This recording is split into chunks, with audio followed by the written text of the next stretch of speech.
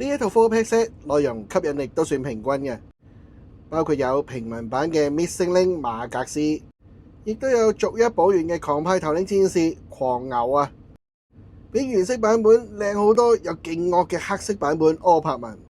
對部分玩家嚟講可能比較雞肋啊，但係骨灰級應該會開心珍藏嘅保險桿。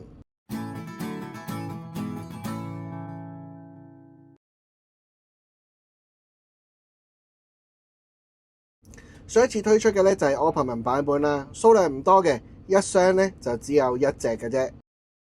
咁佢嘅賣點就係用 G1 嘅模具增加翻一啲可動性，適當嘅部分會修改變形嘅方式嚟配合翻整體嘅可換性啦，同時亦都提升翻佢嘅價值。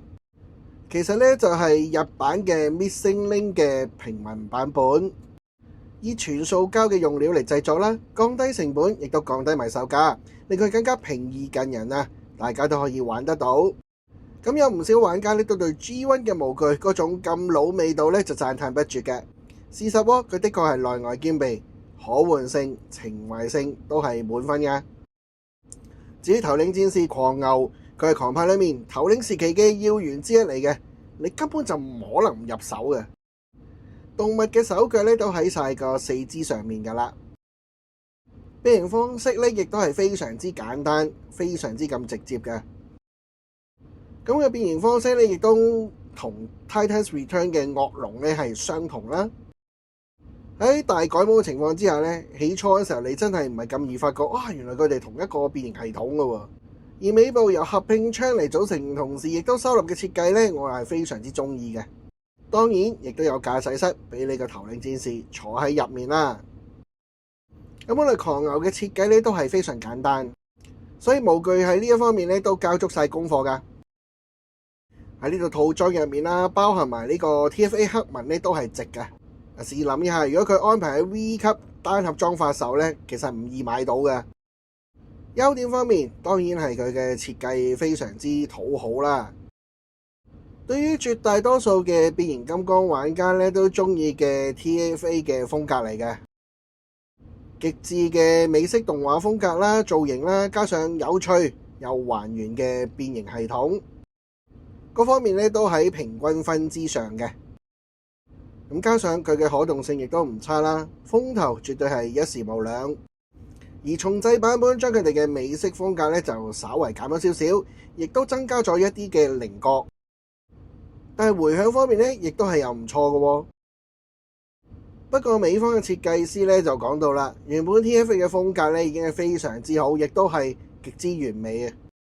而家呢個改版令佢冇咗 TFA 嘅風采啦，定位方面亦都係有少少尷尬。咁佢呢番說話好大可能衍生出嚟嘅就係將來未必會有新設計嘅 TFA 玩具啦。所以我覺得真係玩得一個就一個啦，且珍惜啊！變形設計亦都係令人哋有驚喜啦。雖然最終嘅收納亦都係原本嗰個模式啦、方式啦，但係當中有全新設計嘅變形啊，咁啊令到個玩味就增添咗唔少。非常推薦大家必須親自體驗一下呢個全新變形嘅設計。要不滿嘅話我就係覺得個武器唔中意呢種咁唔平衡式嘅收納放置方式啦。咁其實佢都真係好好嘅，擺喺呢套入面有其他需要入嘅角色，非常吸引。對於一般玩家嚟講最雞肋嘅相信都係呢一款嘅啦。因為大家都淨係比較多數淨係睇卡通啦，又或者電影。咁大黃蜂就人所共知啦，但係就唔識得其他同佢一樣規格嘅兄弟角色。撇除佢呢隻角色而言呢，淨係講玩嘅話，咁其實佢個變形設計都係非常好玩。機器人嘅模式啦，成個比例都好均稱啦，比例係非常之好嘅。四肢嘅長短亦都係啱啱好啊。當你屈曲嘅時候冇啲唔合比例嘅情況出現啦。變形設計方面亦都係有花個心思，別出心裁嘅。既做到元祖式嘅變形方式方向啦，亦都還原翻實際車型嘅大細。當你屈曲腿部同埋腰部嗰陣時候嗰個收納重現翻細小車頭嘅比例，好似變緊魔術一樣咁樣嘅。咁我係咁樣諗嘅。咁大家都應該會有福特啊、大力士，甚至乎近來推出嘅星文，甚至乎重出嘅 Omega Supreme 啦。佢哋都可以連結起上嚟，變成一個大嘅博派城市。自不然咧，需要更多角色去支持豐富翻呢一個大城市嘅場景。佢唔係主線角色，咁亦都有佢嘅用途存在噶嘛。真係唔錯噶，一部細細嘅車仔，勁 Q 勁可愛。嗱，呢些 4Pack 咧，某啲鋪頭嗰度咧做緊特價嘅。如果認為建議零售價太貴嘅話咧，而家可以考慮一下。咁就嚟到呢度啦，多謝你收睇，訂閱讚好可以收到我 channel 更新通知啦，同埋新影片嘅推薦。如果你認為我嘅影片值得俾多啲人知道睇到嘅咧，可以 share。實際即時支持啦，可以透過 PayMe、支付寶又或者 Super Fans 打賞我呢個 channel。